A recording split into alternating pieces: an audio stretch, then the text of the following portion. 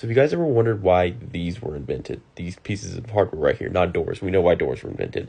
These are called panic bars or crash bars, and a lot of people believe that they were invented after the Iroquois Theater fire in Chicago in 1903 that killed 600 people when the doors inside the theater were said to have not swung outward, they swung inward, which technically isn't true, but we'll get there. That's a whole different video. They were actually invented about 20 years earlier after a lesser-known disaster in England. So on June 16th, 1883, a traveling children's variety show called The Fays was giving a show to a bunch of children inside Victoria Hall in Sunderland, England.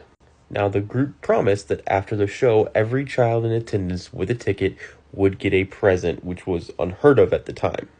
Now, after the show finished, the troupe began to throw toys off of the stage to the well over 1,000 children in the audience, but all of the toys were landing on the ground floor, so the children on the upper levels began to run downstairs for fear of missing out on getting the toys.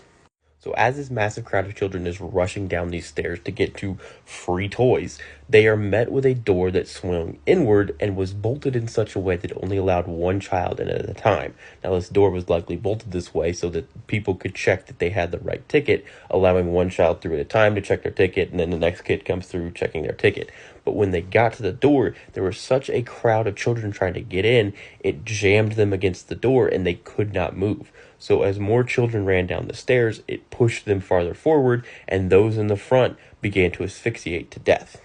Now, adults on the other side of the door realized what was happening and tried to get the door open so more children could get through. But unfortunately, the bolt was on the other side of the door where the children were, and they couldn't reach it to get it open. In the crush behind that door, 183 children aged 3 to 14 died of asphyxiation in that hallway.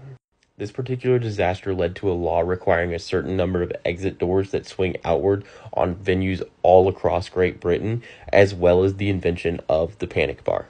So that is the first instance of these things being invented and put on doors all across Great Britain. And then there were other incidents throughout the United States that also led to their widespread use, but this is the very first one.